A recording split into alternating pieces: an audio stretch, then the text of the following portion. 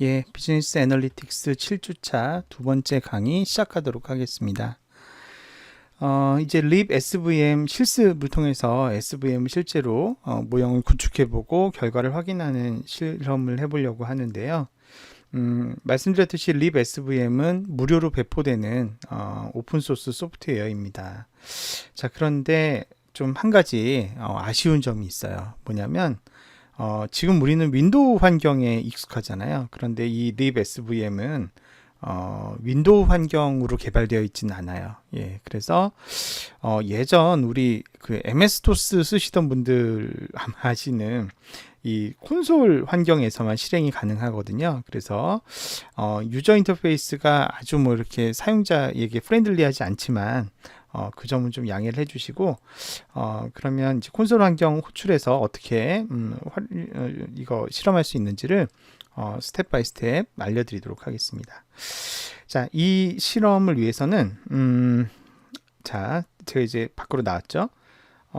여러분들에게 배포해드린 7주차 파일이 있을 겁니다. 예, 이 7주차 파일 열어보시면 앞쪽 풀어서 열어보시면 여기 이제 뭐가 있냐면 libsvm이라고 하는 폴더가 있을 겁니다.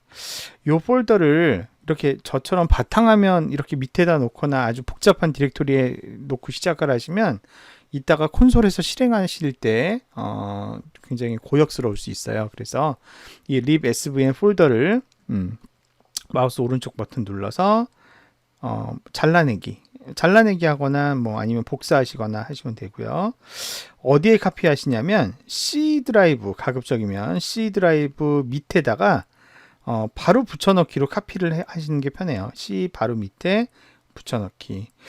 C 바로 밑에 붙여넣는 거 싫으시면 뭐 최소한 템프 밑에 바로 붙여넣기 하시던가 경로를 최대한 단순화시켜서 C 밑에 가급적이면 C 드라이브 밑에 libsvm으로 이렇게 붙여넣기를 하시는 걸로 먼저 시작을 하십니다. 자, 그런 다음에 윈도우 7 같은 경우에는 시작 버튼 누르면 여기 이렇게 네모나게 여기 실행하는 실행창 있잖아요.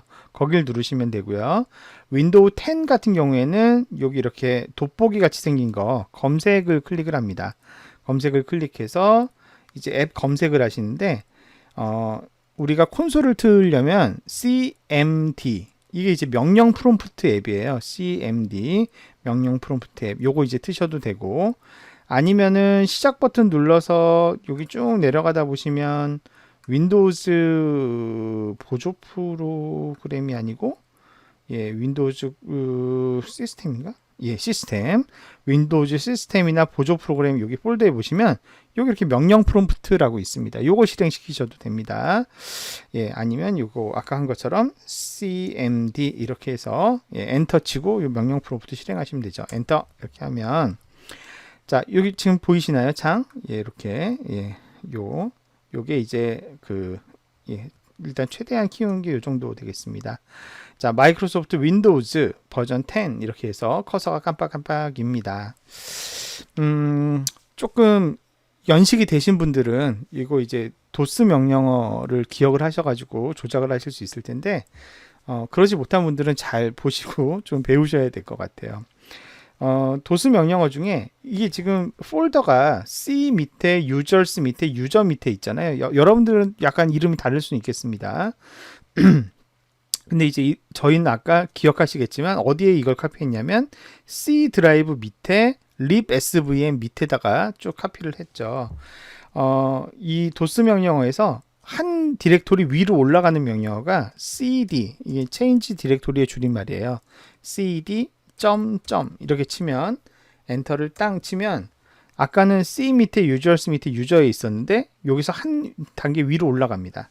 또 cd 한 칸 띄고 점점 이렇게 하면 예, 이제는 C 드라이브 밑으로 내려왔죠. C 드라이브 바로 밑에 요 안에 이제 여러 폴더가 있는데 우리는 libsvm이라는 폴더로 들어가야 되죠. 그러면 cd 하고 예, libsvm 이렇게 엔터를 칩니다. 그러면 아까 복사한 libsvm 폴더가 요 안에 이렇게 있고요. 자, 요 안에 어떤 내용들이 들어가 있는지를 나에게 보여줘 라고 하는 명령어는 dir 이라는 명령어예요. 예, 이렇게 엔터를 쳐보면 여기 이런 파일들이 있죠. 옛날에는 컴퓨터를 다 이렇게 명령어를 외워가지고 명령어를 치면서 실행도 시키고 이렇게 했었죠. 아마 윈도우만 써봤던 세대의 친구들은 이렇게 컴퓨터를 조작하는 건 아마 한 번도 안 해본 학생들도 많을 거예요. 예, 이런 환경이 있고요. 자, 그러면 요 폴더를 똑같이 보시는 거예요. 그죠? 요 우리 탐색기에서 보는 요 내용이 dir 쳤을 때 나오는 요 내용과 똑같죠. 보시게 되면 여기 이제 여러 파일들이 있습니다. 요 파일들이 있는데 이게 이제 libsvm 최신 버전을 제가 이렇게 압축을 풀어놓은 내용들입니다. 그런데 여기 보시면 압축을 안 풀어놓은 파일이 하나 있네요. libsvm 3.0이라는 파일이 있는데, 자, 요건 제가 왜 넣어놨냐면, 여러분들 PC가 어떤 환경이냐에 따라서 SVM 프로그램이 실행이 안 되는 경우가 있습니다. 왜 그러냐면, 제가 지금 여기다 압축 풀어놓은 libsvm은 64비트 운영체제에서 동작하는 libsvm 버전이에요. 그런데 여러분들이 쓴 운영체제가 32비트의 운영체제가 깔려 있으면 얘가 이제 실행이 안 돼요. 그 호환이 안 되기 때문에 그런 경우에는 3.0 이전 버전을 실행시키셔야 되는데 이 강의 노트에 다 나오는 얘기예요. 요 얘기죠.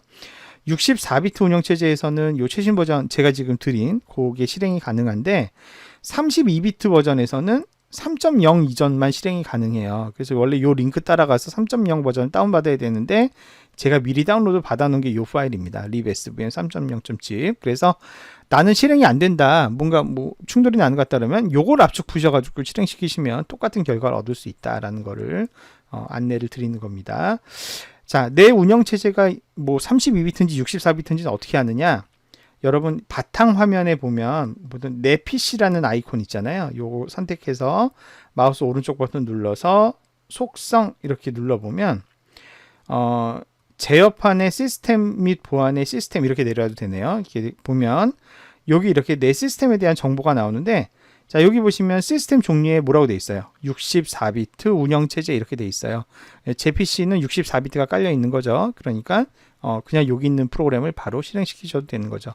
혹시 여러분들 똑같이 이렇게 제어판 시스템 및 보안 시스템 오시거나 내 PC에서 속성 봤을 때 시스템 종류가 32비트 운영체제 아니고 64비트 운영체제가 아니고 32비트 운영체제라고 써 있으면 제가 지금 드린 프로그램이 바로 실행되지 않을 거예요. 그런 경우에는 아까 말씀드린 대로 요 libsvm 3.0을 이건 다 지우시고 다 지우지 마시고 요거를 다른 폴더에다 따로 압축 푸셔가지고 요걸로 실습을 진행하시면 된다. 이렇게 말씀드릴 수 있습니다.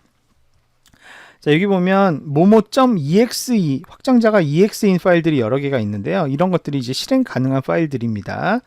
이 중에서 우리는 딱 두 개만 쓰게 될 건데 첫 번째 프로그램은 svm train이라는 이름의 파일의 프로그램입니다. 자, svm train은 자, 요게 이렇게 SVM을 학습하는 그런 프로그램이 되는 거예요. 그러니까 SVM의 모델을 구축해주는 모델을 학습해서 만들어주는 프로그램이 SVM 트레인인데 SVM 트레인은 이런 이제 다양한 옵션을 주게 돼 있어요. 어떤 타입의 SVM을 할 거냐, SVC, SVR 뭐 등등 원 클래스 SVM 등이 있는데 우리는 디폴트 타입인 0번을 씁니다. 0번 C 기반의 아까 그 파라미터 C 기억하시나요? 네, 그 C 기반의 SVC 바이너리 클래시피케이션 하는 서포트 벡터 클래시피케이션 할 거기 때문에 0번을 쓰면 되고요.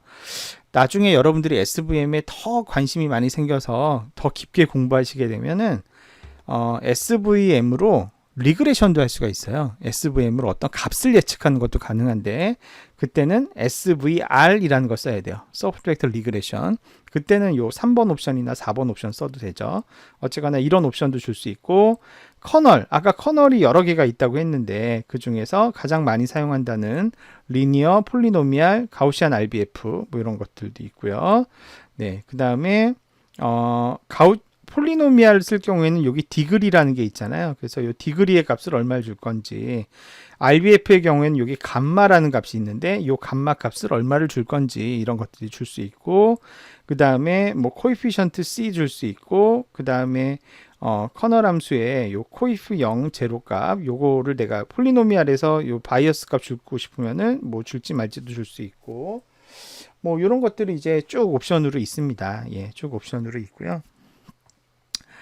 자, 그래서 이런 모형을 가지고 학습을 하는데 학습을 하기 위한 옵션을 쭉 준 다음에는 학습에 사용할 트레이닝 데이터셋 파일 이름을 지정하고 그걸로 학습할 모델의 이름도 저장하게 되는데 이거는 이제 옵션이에요. 넣어도 되고 안 넣어도 되는 거죠.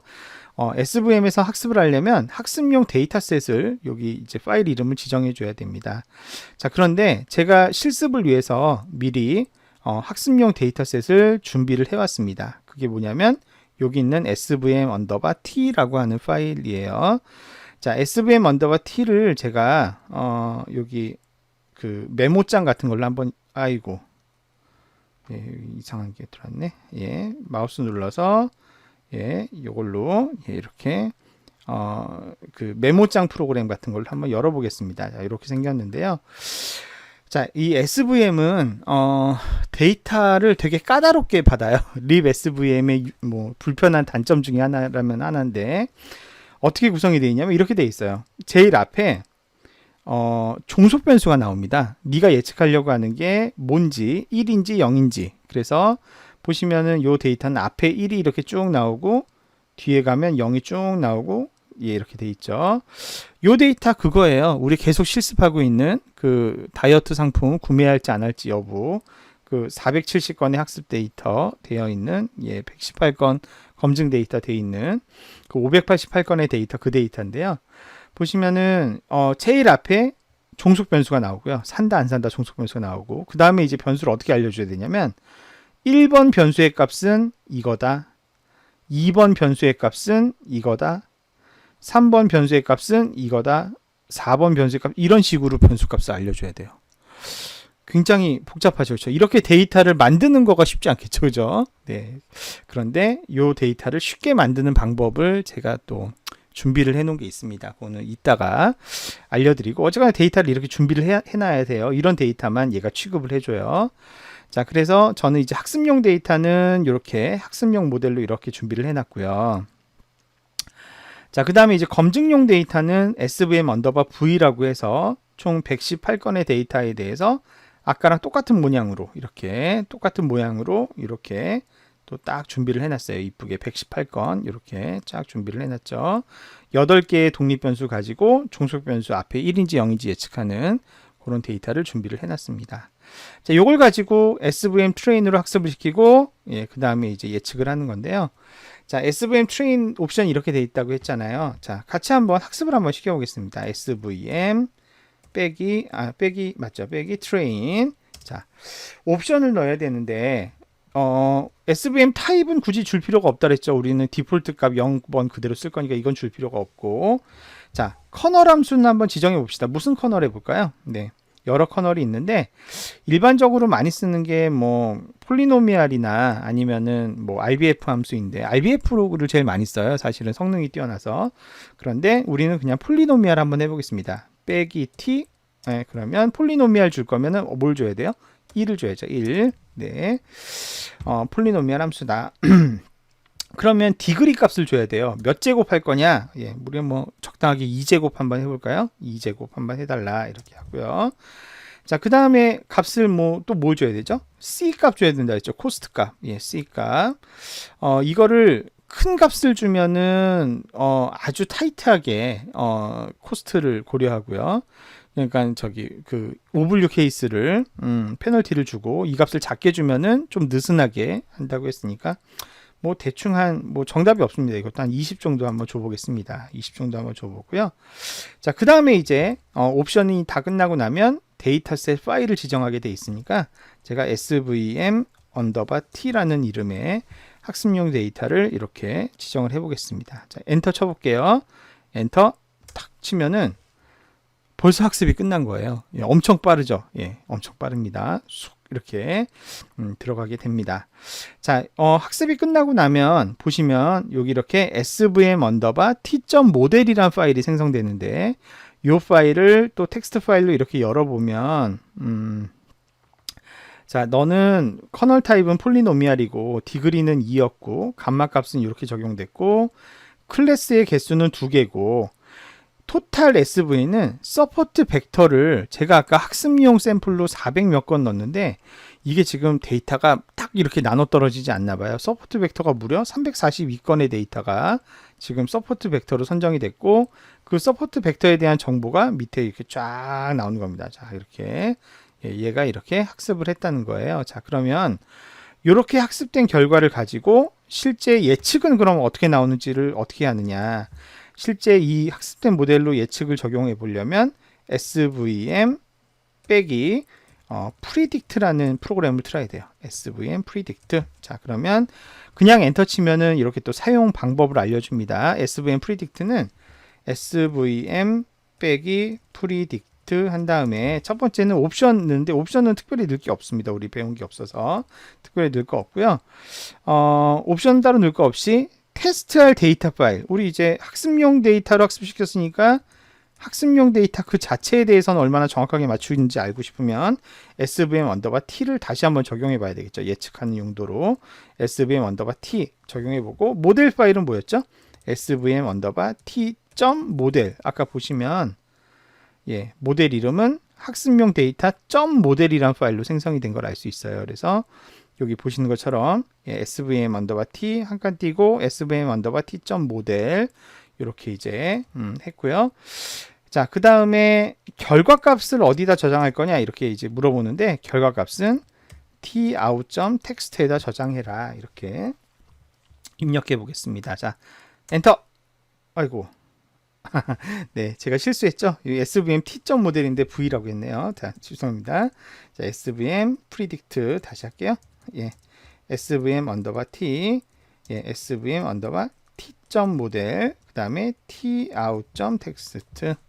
자, 해보겠습니다. 엔터. 짠 해보면 학습용 데이터에 대해서는 예측 정확도가 74%가 나오는 걸 알 수가 있어요. 아까 이제 뭐 요런 설정으로 돌린다고 하면. 자, 그러면 검증용 데이터에 대해서는 얼마나 잘 맞출까? 한번 해볼게요. SVM predict, SVM 이번엔 V죠. V 데이터, SVM V 이제 t 모델이죠. 학습한 데이터는 학습용 데이터를 가지고 학습했으니까 그 다음에 vout.text 이렇게 해서 엔터 치면 학습용에 대해서는 74%, 검증용에 대해서는 69.4%가 나왔는데 이거는 여러 조합을 다 실험해 본 게 아니라 그냥 대충 한번 해봤더니 이렇게 나온 거잖아요. 그러니까 다양한 경우에 대해서 우리가 실험을 해보고 그 실험한 결과 중에 가장 이제 최적의 파라미터 값을 우리가 찾아내서 그 값을 이제 우리가 취하는 방식으로 SVM을 실험을 해야 되는 거죠. 일단은 간단하게 대충 아무 값이나 뭐 임의로 지정해서 돌려봤더니 이런 결과를 얻었습니다. 자, 보시면 제가 트레이닝에 대한 예측 결과는 tout으로 산출하고 밸리데이션에 대한 결과값은 vout으로 산출해라 했는데 요거 이제 텍스트 파일이니까 이렇게 열어보시면 이렇게 11110001110 이런 식으로 나와요. 이게 뭐냐면 아까 우리 SVM 언더바 t 열어보면 자 요게 이제 정답이었잖아요. 첫 번째 정답 1인데 1로 예측했다는 얘기고요. 두 번째 정답 1인데 1로 예측했다는 거고 계속 1이어야 되는데 여기 중간에 0 이건 틀렸다는 얘기죠. 그러니까 맞췄고 틀렸고 이거를 요 tout을 하나하나 매핑 시켜보면 뭘 맞췄고 뭘 틀렸는지를 알 수가 있다는 겁니다. 밸리데이션 데이터에 대해서도 마찬가지입니다. 이 vout을 열어보면 이렇게 어떤 첫 번째 데이터는 어떻게 예측했고 두 번째 데이터는 어떻게 예측했고 이거에 예측 결과값을 이렇게 이제 뿌려줄 수가 있는 거고요. 그렇게 해서 맞았다 틀렸다를 확률로 계산을 해보면 이렇게 학습용 데이터는 74.47%, 검증용 데이터는 69.49% 이런 예측 정확도를 산출한 것을 우리가 확인할 수가 있습니다. 자, 근데 이제 제가 이런 말씀 드렸죠. 이 SVM 실험을 할 때 제일 난감한 게 데이터를 이렇게 만드는 거가 일단 힘들다.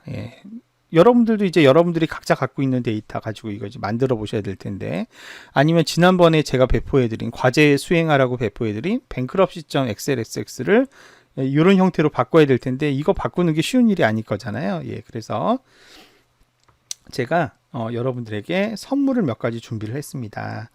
자, 그 선물이 어디에 있냐? 여러분 그 이번 7주차 실습용 파일 여기 이렇게 들어가 보시면 제가 XLSM으로 되어 있는 이 엑셀 매크로 파일이죠. 예, 매크로를 그래서 허락을 하셔야 됩니다. 매크로 사용 허락을 하셔야 이 프로그램이 제대로 작동이 되는데, 자, 여기 보면 첫 번째 SVM 데이터 컨버터라고 하는 매크로 파일이 하나 있어요. 자, 요거 한번 열어보실래요? 딱 열어보시면, 네, 자, 요게 어떤 프로그램이냐면 libSVM 형태에 맞게 데이터를 자동으로 컨스트럭트 해주는 그런 프로그램이 되겠습니다. 자, 그래서 예를 들면 지금 요 데이터가 우리 그 588건 그 데이터잖아요. 맨 마지막이 상품군 1을 살지 말지 1 또는 0으로 되어 있는 데이터고, 여기에는 이제 사인이라는 값으로 돼 있어서 사인이 0인 경우에는 학습용 데이터고 사인이 1인 경우에는 검증용 데이터고 이런 식으로 되어 있는데, 여기 셋업이라고 하는 데에다가 값들을 쫙 입력해 주는 거예요. 자, 첫 번째 행에 변수 이름이 포함되어 있습니까? 변수 이름이 포함되어 있죠. 그러니까 예라고 했고요. yes. 첫 번째 열에 학습용, 검증용 데이터에서 구분이 되어 있습니까? yes죠. 여기가 이제 학습용, 검증용을 구분하고 있잖아요. 그러면 학습용은 뭡니까? 0으로 표시되어 있습니다. 검증용은 뭘로 표시되어 있습니까? 1로 표시되어 있습니다. 학습용 데이터셋은 이름을 뭐라고 지을까요? SVM 언더바 T라고 지어주세요. 우리 그러면 기존 거랑 겹칠 수가 있으니까 제가 이거를 new라고 해보겠습니다. new SVM 언더바 T라고 해주세요. 자, 검증용 데이터셋은 new 언더바 SVM V라고 해주세요. 데이터셋은 여기다 저장하면 안 되고 우리 아까 libSVM이라는 폴더 만들었잖아요. 예, 여기다가 저장해 주세요. 이렇게. 그리고 원본 데이터셋이 저장된 시트 이름, 이 시트 이름이 pg01이잖아요. pg01에 데이터가 있습니다. 자, 준비가 되었으면 시작 버튼 누르래요. 자, 해볼게요. 짠! 예, 데이터 생성이 완료되었습니다. 이렇죠. 자, 요 데이터를 번역해서 자, libSVM 폴더에 가보면 new SVM 언더바 T, new SVM 언더바 V 이렇게 두 개가 만들어진 거 보이세요? 요게 방금 이 매크로가 자동으로 파일을 생성해 준 거예요. 자, 요거 열어보시면 이렇게 열어보시면 자, 분석하기 좋은 데이터로 자기가 자동으로 만들었죠. 이거랑 똑같이 생겼죠, 그죠? 똑같이 생겼죠. 네, 이렇게 만들어졌고 검증용 데이터셋도 이렇게 자동으로 만들어진 걸 알 수가 있습니다. 예, 그래서 여러분들 데이터셋을 아까처럼 1 데이터는 뭐고 2번 데이터는 뭐고 3번 데이터 이거 이제 일일이 만들려면 힘들어요, 사실은. 요 엑셀 매크로 이용하시면은 굉장히 편리하게 만들 수 있다. 이거 어떻게 만들었지? 예, 개발 도구에 여기 비주얼 베이직 하면은 소스 코드 다 나와 있어요. 어떻게 만들었는지. 예, 이거 제가 직접 만들었어요. 예, 제가 그 아시다시피 비즈니스 소프트웨어 실무도 강의하잖아요. 비주얼 베이직. 예, 그 실력으로 만든 거예요. 그래서 SVM 실험할 때 요거 쓰시면 편리하다 말씀을 드리고요. 자, 그렇게 해서 이제 데이터셋이 여러분들만의 데이터셋이 준비되면 실험을 돌리는데, 아까도 말씀드렸지만 실험을 돌릴 때 T라는 파라미터, 뭐 D라는 파라미터, C라는 파라미터 이런 것들을 어떤 조합으로 어떻게 줘야 될지, 그리고 이제 이거를 한두 개만 실험해야만 되는 게 아니라 굉장히 다양한 경우의 수를 다 실험을 해서 그 중에서 가장 우수한 성과를 보이는 게 어떤 경우인지를 찾아야 되는 게 중요하단 말이에요. 자, 그래서 그거를 도와주기 위해서 두 번째 선물이 또 하나 준비되어 있어요. 우리 강의 노트 15페이지에 나와요. 자, 두 번째 선물은 뭐냐? 여기 여러 실행 파일들 중에 여기 보시면 run.bat라는 파일이 있습니다. run.bat. 이게 윈도우즈 배치 파일이라고 되어 있어요. 배치 파일. 배치라는 말은 묶었다가 한꺼번에 왕창 실행하는 거를 배치라고 불러요. 예. 그래서 이 run.bat는 뭔가를 왕창 실행하게끔 제가 프로그램을 짜놓은 건데, 이 run.bat의 내용이 어떻게 생겨먹었나 열어보면, 자, 제일 먼저 t 옵션을 0을 주고, 이거는 리니어 커널을 쓰라는 거죠. 코스트를 1만 주고 SVMT로 학습하고, 그런 다음에 그 SVM-T에 대해서 예측 결과 보고 V에 대해서 예측 결과 보고 저장은 여기다 저장을 하고 이런 이름으로. 두 번째는 다 똑같은데 C를 10으로 해보고 이거는 다 똑같은데 33을 줘보고 55를 줘보고 78을 줘보고 100을 줘보고 이렇게 이제 6가지 경우를 전부 다 실험하게끔 코딩을 해놓은 거죠. 자, 그 다음에 두 번째로 넘어가면 이번에는 t가 1이니까 이거는 이제 뭐냐면 저거예요. 그 폴리노미알, 예, 다항식 커널. 다항식 커널을 학습하기 위한 여러 가지 옵션들 다 주고 그 다음에 예, 다항식이니까 디그리를 1을 줄 수도 있고 2제곱 할 수도 있고 3제곱 할 수도 있고 4제곱 할 수도 있고 하잖아요. 그거 이제 순서대로 쫙. 이번에 코스트를 10을 준 상태에서 1 주고 2 주고 3 주고 4 주고 5 주고 33 준 상태에서 1 주고 쭉 하고 마찬가지 여기 또 이제 뒤로 가면 가우시안 RBF 커널 함수를 설정했을 때 G값을 이렇게 바꿔가면서 또 쭉 실험하고 이렇게 해서 엄청나게 많은 경우의 수를 다 실험할 수 있게끔 만든 파일이 run.bat가 돼요. 그래서 이 run.bat를 실행시키면 어떻게 되겠어요? 이 예측 정확도 값들이 막 자동으로 축축축축 막 생성이 될 거란 말이에요. 그래서 run 치고 엔터를 치면 이게 값들이 막 쫙 이렇게 올라가게 될 텐데 이 결과 값을 그냥 한번 해볼까요? 자, run 치고 원래는 엔터 치면 이렇게 막 우두두두두두두 이렇게 모든 학습 결과가 한 번에 막 이렇게 나올 거란 말이에요. 예. 근데 이렇게 화면으로 휙 넘어가 버리면 어떤 결과가 어떻게 나왔는지를 우리가 확인하기 어렵지 않습니까? 그죠?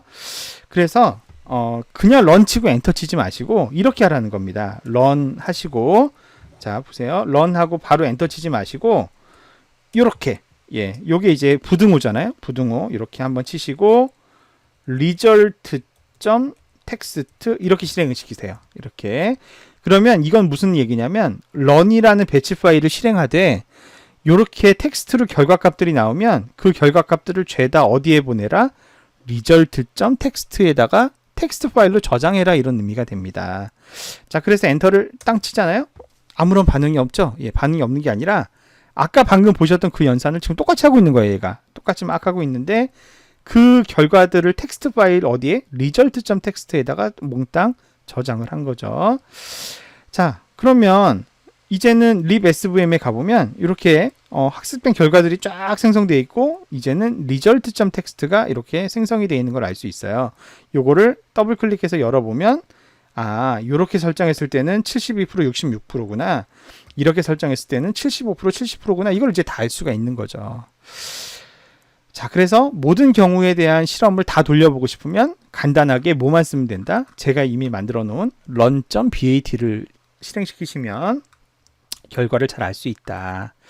자, 여기까지가 이제 두 번째 선물이에요. 자, 그런데 마지막 세 번째 선물이 있어요. 여러분들을 위한. 그건 뭐냐면 이 result.txt 말이에요. 다 좋은데 이거 일일이 내가 이런 경우에는 2%, 이 경우에는 2%, 이걸 정리하기가 쉽지가 않잖아요. 그래서 또 다른 매크로 파일을 하나 제가 준비했는데 그게 바로 svm parser라고 하는 엑셀 파일입니다. 이거 열어보겠습니다. 열어보면 얘는 뭐냐면 아까 여러분들이 했던 그 결과값으로 도출했던 그 result.txt 요거요.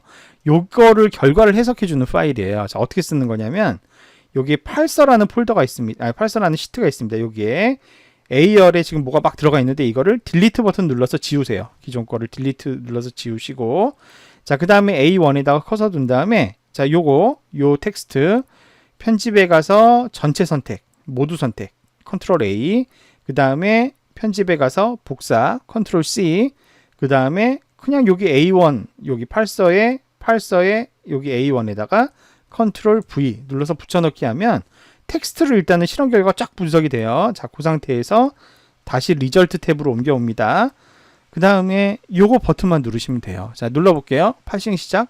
짠 누르면 여기에 있는 퍼센트 값들만 탁탁 띄어다가 이렇게 표를 자동으로 착착착착 붙여가지고 쫙 만들어주는 프로그램이 svm parser예요. 그래서 이걸 보면 72.03%가 밸리데이션 셋 기준으로 가장 좋은 결과라고 하잖아요. 72.03이 어디에 나왔나 보면 다항식 커널에서 요런 설정일 때 나왔고요.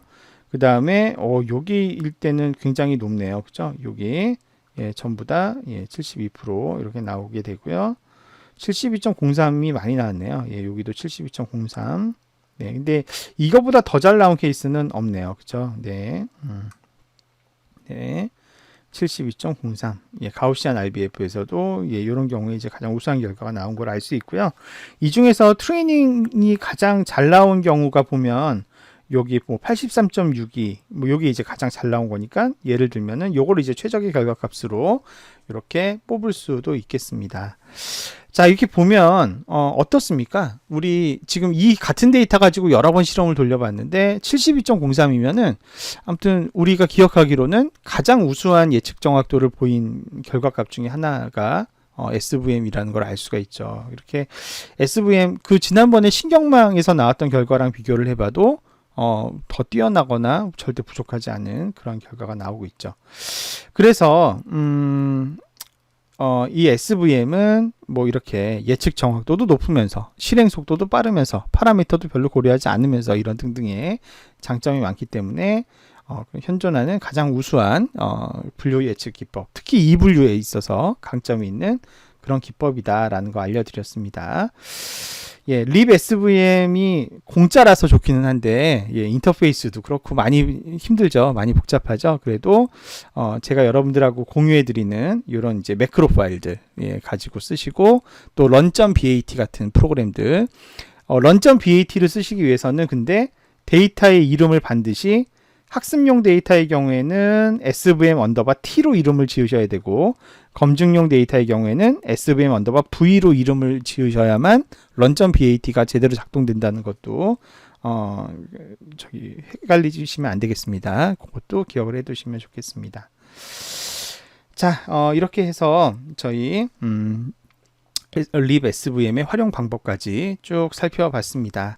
자, 요거 이제 한 가지 말씀드리면 가끔씩 원인을 알 수 없게 립 SVM의 학습 시간이 길어지는 경우가 발생하는데 그거는 데이터를 열었을 때 이렇게 소수점 자리가 밑으로 길게 복잡하게 되어 있잖아요. 그러면 가끔씩 SVM이 굉장히 처리 속도가 늦어지는 경우가 생겨요. 그래서 이런 경우는 소수점 자릿수를 6자리를 넘지 않게 이렇게 조정을 해주시면 의외로 이제 그렇게 학습을 질질 오래 하거나 뭐 이런 일이 없어지는 경우가 많습니다. 참고로 기억해 두시면 좋을 것 같습니다. 요 세 가지 선물 제가 준비한 거 잘 활용해서 립 SVM 쓰시면 좋겠다. 이렇게 말씀을 드리겠습니다. 자, 이렇게 해서 SVM을 쭉 한번 같이 살펴봤고요. 자, 5번째 개인 과제 부과해 드리도록 하겠습니다. 이제 같은 데이터를 이용을 해서 여러분들 쭉 각종 이제 이분류 기법들 지금까지 쭉 적용을 해오고 계시잖아요. 이번 주 과제 뭐 예상하시는 것처럼 SVM을 적용해 보시는 게 이번 주 과제가 되겠습니다. 그래서 과제용으로 배포된 데이터 혹은 여러분들이 예전에 직접 전처리한 데이터 그걸 가지고 립 SVM에 적용을 하셔서 그러려면 이제 뭐부터 해야 되겠어요? 예, 아까 그 데이터 크리에이터부터 쓰셔야 되겠죠. 데이터스 크리에이터 이용해서 데이터 만드시고 그 데이터를 가지고 이제 run.bat로 돌려보셔야 모든 경우를 다 확인해 볼 수 있겠죠.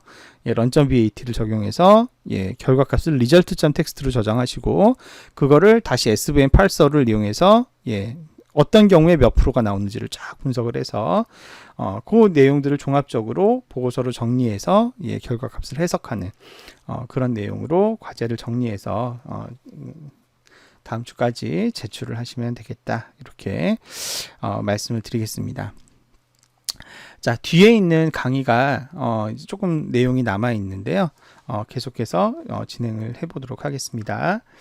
자, 우리는 지금까지 이분류 모형, 0 또는 1을 맞추는 그런 문제의 성능을 평가하는 데 있어서 계속해서 단순한 예측 정확도만 가지고 이야기를 해왔어요. 예, 그래서 단순 예측 정확도라는 건 이거죠. 예를 들면 이런 행렬을 우리가 이제 컨퓨전 매트릭스 혼동 행렬이라고 합니다. 자, 행에는 실제 값이고요. 그러니까 실제 1인 경우, 그러니까 어떤 사건이 발생한 경우, 아니면 0인 경우, 어떤 사건이 발생하지 않은 경우.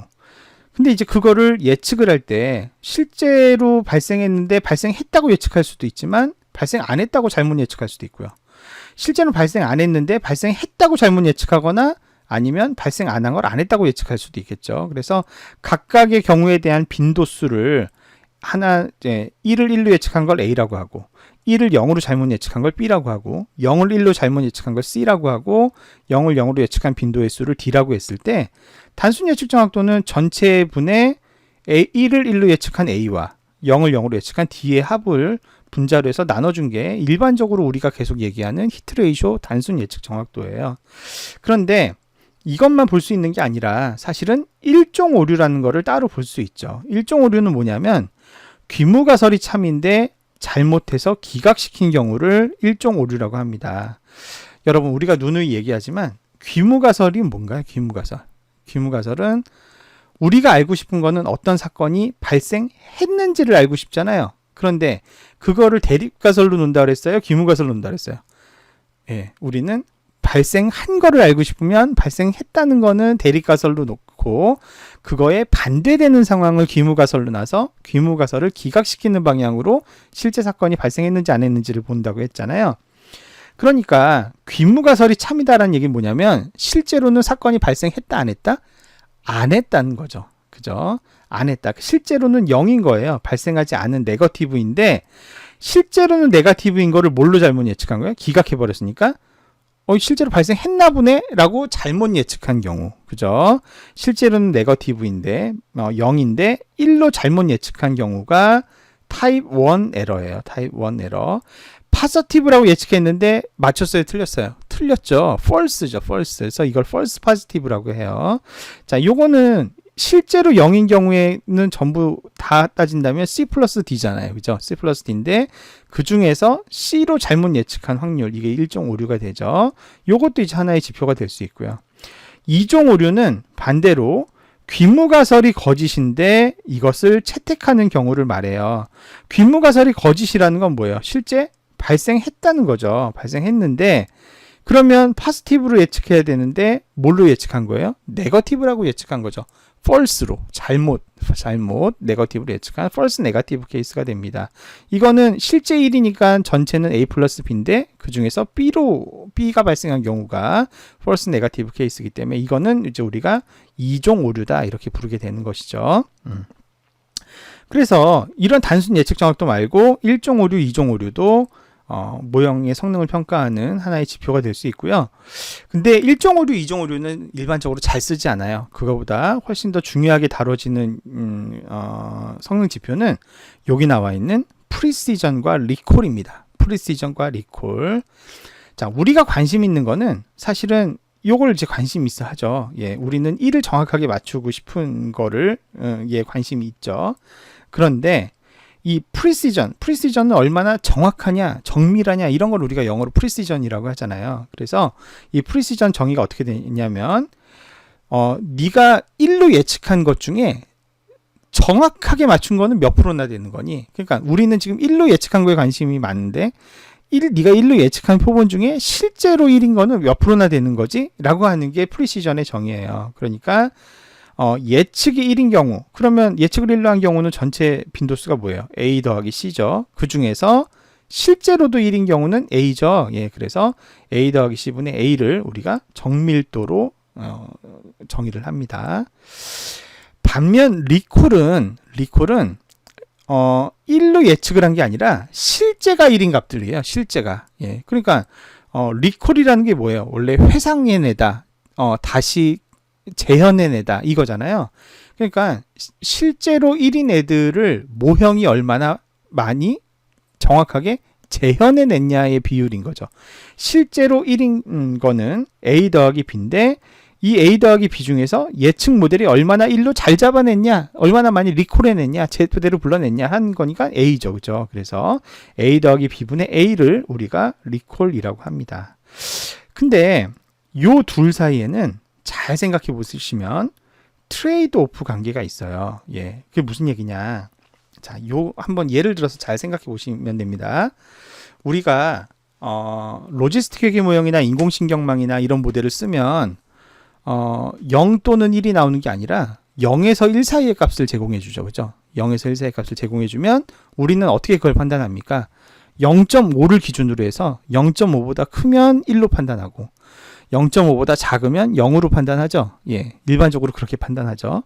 자, 그런데 내가 이거를 0.5를 기준으로 하지 않고 예를 들어서 0.7로 판단한다고 한번 해봅시다. 0.7을 기준으로 하기로 했어요. 예. 그러면 어떤 일이 벌어질까요? 어떤 일이 벌어지죠? 아주 확신을 갖고 1로 예측한 표본들은, 그죠? 아주 확신을 갖고 1로 예측한 표본들은 1로 판단이 되겠죠. 왜냐하면 그거는 예측값이 비교적 뭐 0.7, 0.8에 높을 거니까. 그런 친구들은 1로 판단을 하는데, 예를 들어서 0.6이라든가 뭐 0.65 뭐 이렇게 약간 애매하게 0.5에 걸쳐 있는 것들은 죄다 뭘로 판단해요? 0으로 판단을 할 거예요. 그죠? 예, 죄다 0으로 판단할 겁니다. 그러면 0.5를 0.7로 이렇게 기준값을 높였을 때 정밀도는 어떻게 변할까요? 정밀도의 정의는 1로 예측한 표본들 중에서 얼마나 실제 1의 비중이 높냐잖아요. 아까도 말씀드렸지만 0.7을 기준으로 하면 일단은 1로 예측하는 건수가 늘어나겠어요? 줄어들겠어요? 줄어들겠죠. 왜냐하면 정말 확신에 찬 것들만 아니면은 1로 판단하지 않으니까 1로 예측하는 애들은 상대적으로 숫자가 줄어들 겁니다. 대신에 그 중에서 실제 1인 놈들의 비중은 높겠어요? 낮겠어요? 당연히 높겠죠. 왜냐하면 가능성이 높은 애들만, 그러니까 1에 가깝게 예측된 애들만 1로 예측을 했을 거기 때문에 정밀도는 0.5를 0.7로 높이게 되면 기준값을 정밀도는 높아지게 될 겁니다. 예, 그죠? 그런데 재현율의 관점에서 봅시다. 재현율은 뭐냐면 실제 1인 애들 중에 1로 얼마나 많이 잡아내느냐가 재현율이잖아요. 근데 아까 0.5를 0.7로 높이면 어떠다 그랬어요? 애매한 놈들 0.6이 나오거나 0.63 나오거나 이런 식으로 애매한 놈들은 조금이라도 애매하면 그냥 다 0으로 판단을 해버리니까 실제로는 1인데 0으로 오판되는 가능성이 커지겠어요? 줄어들겠어요? 커지겠죠. 왜냐하면 0.5보다 조금만 커도 에이 너는 0이야. 그냥 그런 식으로 다 판단해버리니까 실제로 1인데 억울하게 0으로 판단되는 경우들이 자연스럽게 늘어나게 되면서 실제 1인 놈들을 정확하게 예측하는 비율인 재현율은 감소하게 될 거예요. 그죠? 0.5를 0.7로 올리면 정밀도는 높아지지만 재현율은 감소하게 되죠.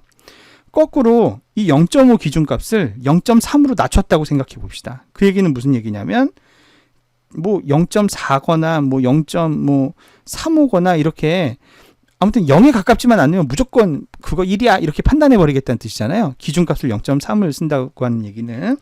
그러면 막말로 개나 소나 다 1로 판단하는 경우가 생기게 되잖아요. 그죠? 조금만 0.3이면은 굉장히 작은 값인데 그것만 아무튼 통과하면 다 1로 판단하니까 1로 예측한 애들 중에 1이 아닌 애들이 굉장히 많겠죠. 그러다 보니까 1로 예측한 애들 중에 1이 아닌 애들이 많기 때문에 1로 예측한 표본 중 얼마나 정확하게 맞췄는지를 보는 정밀도는 어떻게 되겠어요? 떨어지게 되는 거죠. 0.5 기준값을 0.3으로 낮추면 정밀도는 떨어집니다. 하지만 재현율은 어떨까요? 웬만하면 다 1일 거라고 예측을 해버리니까 실제 1인 놈 중에 1로 예측하는 경우의 수는 당연히 늘어날 수밖에 없죠. 제가 이 얘기를 왜 복잡하게 설명했냐면 방금 보신 것처럼 이 기준값 0.5를 0.7로 올려보거나 0.3으로 내려보거나 이랬을 때 시뮬레이션 해보는 것처럼 알 수 있듯이 정밀도가 높아지면 재현율은 떨어지고 재현율이 높아지면 정밀도는 떨어지는 이 둘 사이는 서로 트레이드 오프의 관계가 있어요. 그래서 이 둘은 종합적으로 봐야지 가장 정확하게 모형의 성능을 판단할 수 있다라고 우리가 결론 지을 수 있고요. 그래서 이 둘의 조합평균 값인 F 메저라는 것을 F1 스코어라고 보통 부릅니다. 이 F1 스코어 혹은 F 스코어 혹은 F 메저라고 부르는데 이 둘의 조합 평균 이렇게 계산해요. 이렇게 조합 평균인 F1 점수를 그 이분류 모형의 성과 지표로도 사용을 한다. 그래서 여러분이 혹시 학술 논문을 쓴다 하면 학술 논문에서는 최근에 예측 정확도보다는 F1 스코어를 제시해라 라고 하는 논문들이 점점 많아지고 있다. 이렇게 또 트렌드를 말씀드릴 수가 있습니다. 자, 그리고 민감도와 특이도라고 하는 것도 하나의 개념이 될 수 있습니다. 자, 민감도라고 하는 거는 뭐냐면 재현율하고 똑같아요. 실제 1인 애들 중에 1로 예측한 비율이 얼마나 되느냐. 그러니까 실제 1인 것 중에서 1을 얼마나 많이 맞췄느냐라고 하는 게 민감도고요. 특이도는 실제 0인 것 중에 0으로 얼마나 정확하게 예측했느냐가 특이도가 됩니다. 예, 그런데 그러면 민감도는 그 정의상 뭐하고 똑같아요? 예, 앞에서 봤던 리콜하고 똑같은 의미죠. 실제 1 중에서 얼마나 정확하게 1로 예측해냈느냐, 얼마나 정확하게 회상해냈느냐 했던 리콜과 산식도 똑같고 내용도 똑같죠. 자, 그런데 이 민감도와 특이도도 잘 보시면 이것도 역시 트레이드 오프 관계가 있어요. 똑같은 예제로 그 이유를 설명할 수 있는데요. 자, 보세요. 0 또는 1을 판별하는 기준을 0.5에서 0.8로 올렸다고 생각을 해봅시다. 그러면 정말 패턴이 확실한 경우에만 1로 예측해주고 웬만하면 다 0으로 판단하게 되잖아요. 그러면 실제 1인 놈들 중에 억울하게 0으로 가는 사람 케이스가 많아지겠죠. 실제로는 1인데 왜냐하면 아주 패턴이 확실하지 않으면 죄다 0으로 판단하게 되버리니까 그때는 실제로 1임에도 불구하고 0으로 오판되는 경우가 많이 생깁니다. 그렇게 되면 뭐가 감소해요? 민감도는 감소하죠. 네. 그런데 0.5에서 0.8을 높이면은 웬만한 거는 다 0으로 판단을 해버리니까 실제 0인 놈이 0으로 걸릴 가능성은 상대적으로 안전하게 높아지게 되죠. 그러니까 이 경우에는 특이도는 반대로 올라갈 수가 있는 거죠. 그래서 민감도는 감소하고 특이도는 상승하게 되는데 만약에 0 또는 1을 판별하는 기준을 0.5에서 0.2로 낮췄다고 생각해 봅시다. 이번에는. 그러면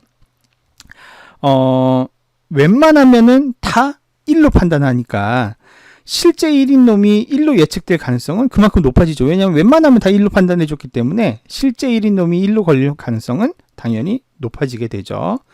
반면에 실제로는 0인데도 웬만하면 다 1로 판단해 주니까 실제로 0인 놈이 1로 잘못 판단되는 경우들이 많아지게 될 거잖아요. 그래서 0인 케이스가 0으로 잡아지는 케이스는 상대적으로 감소될 수밖에 없는, 이래서 이것도 역시 트레이드 오프 관계가 있는 겁니다.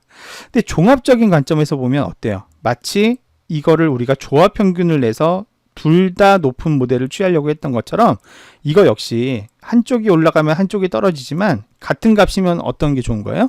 둘 다 높은 모델이 더 우수한 모델이에요. 그래서 민감도와 특이도를 동시에 고려하기 위한 부가적인 지표를 하나 만들었는데 그게 바로 ROC 커브라고 하는 거예요. ROC 커브. ROC 커브는 X축은 1 빼기 특이도고요. Y축은 민감도를 나타내요. 예, 민감도. 그래서 아까도 말씀드렸지만 우리가 그 0 또는 1을 판단하는 기준값을 0.1로 하느냐, 0.2로 하느냐, 0.3으로 하느냐, 0.4로 하느냐, 0.5로 하느냐, 0.6으로 하느냐, 7로 하느냐에 따라서 그 값에 정해졌을 때 그 값에 따른 민감도와 특이도의 값이 계속 바뀐다는 걸 우리가 아까 알려드렸잖아요. 그래서 지금 보시면 여기 이렇게 막 꿈틀꿈틀 곡선이 그려져 있는데 이게 뭐냐면 그 기준값을 예를 들면 0.01을 적용했을 때의 좌표, 그 다음에 0.02를 적용했을 때의 좌표, 0.03을 적용했을 때의 좌표, 이런 식으로 쭉 해서 0에서 1 사이의 값들을 쫙 적용을 해보면 그때의 조합이 이렇게 그래프로 그려지는 거예요. 이렇게. 그래서 예를 들어서 A라는 모델이 있고 B라는 모델이 있는데 어떤 모델은 녹색처럼 이렇게 ROC 커브의 조합이 이렇게 민감도와 특이도의 조합이 이렇게 그려진 거고요. 어떤 모델은 여기 나와 있는 파란색 곡선처럼 이렇게 조합이 이렇게 그려진 거예요. 자, 그러면 자, 이 녹색 모델이 있고 파란색 모델이 있다고 했을 때 어떤 모델이 더 좋은 모델일까요? 예. 어떤 모델이 더 좋은 모델일까요? 자, 어떤 모델이 좋은 모델인지는 쉽게 판단할 수 있어요. 예, 어떻게 판단할 수 있냐면, 자, 보세요. 만약에 특이도, 1 빼기 특이도를 0.2, 그러니까 특이도가 몇 프로? 0.8이죠. 특이도가 0.8인 지점을 이렇게 올린다고 해봅시다. 이렇게. 자, 요거는 두 모델 모두 특이도가 얼마예요? 특이도가 0.2로, 0.8로 고정되어 있는 상태죠. 특이도가 0.8로 고정되어 있는데, 민감도는 얘는 민감도가 얼마예요? 0.5보다 조금 작은 값. 얘는 민감도가 0.9에 가까운 값. 그러면 똑같은 특이도인데 얘는 민감도가 얘보다 2배가량 높잖아요. 훨씬 높잖아요. 예, 그러면 이 모델이 좋은 모델이에요? 이 모델이 좋은 모델이에요? 당연히 이 모델이 좋은 모델이죠. 특이도가 같은 값인데 민감도가 얘가 훨씬 좋으니까 얘가 좋은 모델이죠. 그죠? 똑같이 이렇게도 봐도 돼요. 자, 이렇게 똑같은 민감도예요. 똑같은 민감도로 이렇게 그렸더니 얘는 특이도가 얼마예요? 그러면 1 빼기 요만큼이니까 얘는 거의 특이도가 0.9 이상 굉장히 큰 값이죠. 얘는 특이도가 얼마예요? 똑같이 민감도 0.6인데 특이도가 얘는 0.4에서 0.6 정도밖에 안 되잖아요. 얘는 0.9인데 얘가 0.6이니까 얘가 훨씬 좋은 모델이죠. 그래서 이 ROC 도표는 어떻게 보는 거냐면 요 방향으로 갈수록 그러니까 좌측 상단으로 이렇게 치우쳐져 있을수록, 그러니까 ROC 커브가 보통 이런 식의 모양을 그리게 되는데 요 그래프보다는 요 그래프가 더 좋은 모델이고요. 요 그래프보다는 요 그래프가 더 좋은 모델이고 요 그래프보다는 요 그래프가 더 좋은 모델이에요. 좌측 상단에 그 기울기가 가까우면 가까울수록, 곡선이 가까우면 가까울수록 그 이분류 모형이 더 좋은 모형이다라는 것이고요. AUROC라는 지표는 요거를 이렇게 요 면적 더하기 요 면적 더하기 요 면적 더하기 이렇게 해서 면적을 이렇게 쭉 더해서 추정할 수가 있잖아요. 이렇게 ROC 곡선 아래의 모든 면적을 다 더한 값을 우리가 AUROC, 줄여서 AUC라고 하는데 요걸 이제 지표화해서 사용을 할 수도 있습니다. 요 지표는 어때요? 면적이니까 당연히 요렇게 좌측 상단에 가까울수록 이 면적의 크기가 어떻겠어? 커지겠죠. 그래서 AUROC나 AUC는 크면 클수록 그 모델이 더 좋은 모델이다. 판별력이 좋은 모델이다. 이렇게 우리가 판단을 할 수가 있습니다. 예, 그래서 이분류 모형을 지금까지 우리는 너무 이제 히트레이쇼 중심으로만 모형의 성과를 얘기해 왔는데 성과 지표가 꼭 그것만 있는 것은 아니다. 여기 나와 있는 것처럼 뭐 타입 1 에러, 타입 2 에러도 우리가 볼 수가 있고요. 그리고 이제 뭡니까? 프리시전과 리콜, 정밀도와 재현율, 이렇게 두 가지의 관점에서도 볼 수도 있고, 또 이제 방금 살펴본 것처럼 민감도와 특이도, 이렇게 두 가지의 관점에서도 볼 수가 있고, 그 프리시전과 리콜은 동시에 트레이드 오프 관계가 있기 때문에 동시에 고려하기 위해서 F1 메저라는 것을 쓰기도 하고, 그 다음에 민감도와 특이도 같은 경우에는 이 두 개를 또 역시 트레이드 오프 관계가 있기 때문에 두 개를 동시에 고려하기 위해서 ROC 도표나 AUROC를 지표로 사용하기도 한다라는 것도 함께 기억을 해두시면 좋겠습니다. 자, 이렇게 해서 저희 오늘 다루게 될 7주차 내용들을 모두 종합적으로 다뤄봤습니다. 예, 두 번째 강의가 좀 길어졌어요. 예, 그래서 좀 죄송한데, 예, 여러분들 이번 주도 강의 들으시느라 수고 많으셨고요. 예, 저는 요 다음 주에 멀티클래스 SVM 멀티클래스 인공신경망 주제를 가지고 다시 또 인사드리도록 하겠습니다. 예, 한 주간 또 즐거운 시간 되시기 바랄게요. 예, 강의 여기서 마치겠습니다. 감사합니다.